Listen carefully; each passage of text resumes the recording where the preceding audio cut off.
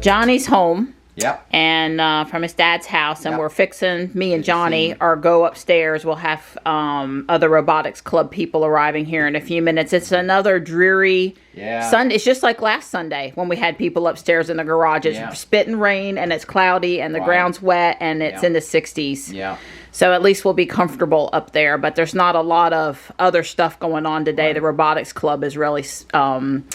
and rightly so, sucking up most of Sunday afternoon. We're making good progress. Yep. Especially on Sundays, the kids seem to really enjoy the longer, not at the end of a school day, feed them pizza outings. So so that's good. But you never told us what kind of a rental car you had, and you didn't tell us, talk a little bit more about the rental car and your experience with, was it Lyft or Uber?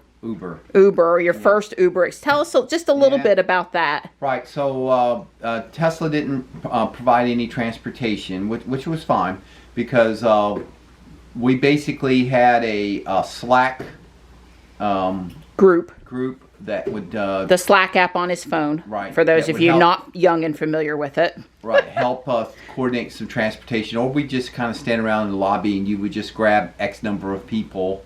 Based on if you got an Uber XL or whatever. So I installed the Uber app, and I summoned my first Uber. Never rode in an Uber or a Lyft before, and the driver came and picked us up. The hotel had a designated Uber pickup and drop-off spot. Wow. Which was, it wasn't, normally you have the horseshoe up there by the front door. They didn't really want the Ubers to come up there, because that was a very busy place. Sure. Valet parking and all that kind of stuff. So right on the edge of the horseshoe, they had this pickup drop off. So anyway, the Uber person, came, and he was a very nice young man. He was a special education teacher who, in this particular case, he said he was going to Vegas this weekend, so he was picking up some Uber rides to make a little money so he could drop it in Vegas. I thought that was interesting. So he said that there was always, at the airport where we were that close, there was always surge pricing. That I took it from there to SpaceX. Zeb and I took it from there to SpaceX, and long story short, it was relatively expensive. It was a good solid 20 minutes with traffic, but the ride only cost me with tip was like $16. So I thought that was fair.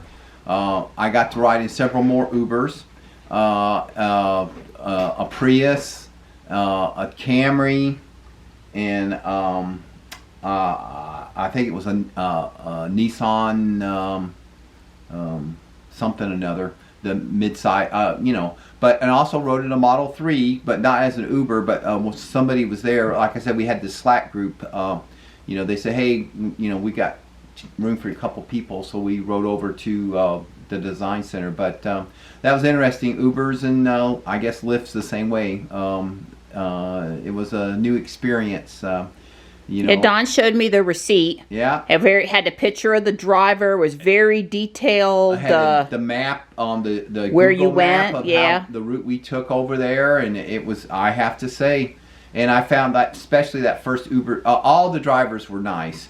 That first Uber driver, because I was kind of excited, and I was sitting in the front seat. I was the guy actually paying for it.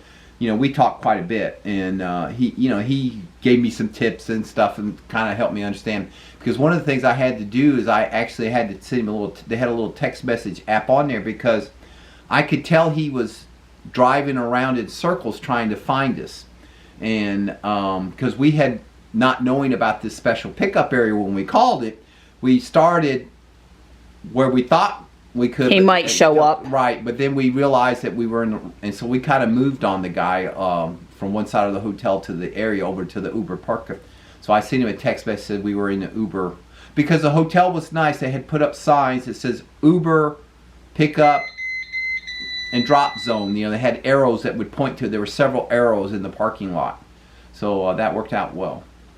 Okay, well, I'll get you a little more from you later. It sounds like that's the driveway alert that some of my team is here.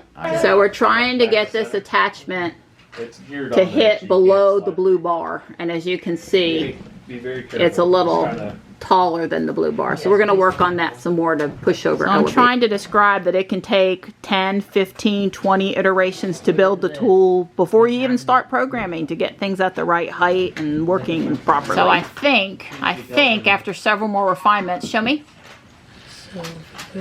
And not only, oh, that is, but that's okay because we still scored 15 points. Yeah, I wanted to. Now, if it happened to stay balanced, it starts with blue up. Show me one more time.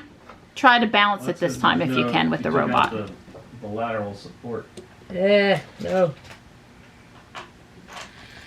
Okay, but that's okay. We seem to have a solid 15 points. It's only 5 more points, 20 points if we balance it. All right, let it go. Where's the other piece that's connecting underneath?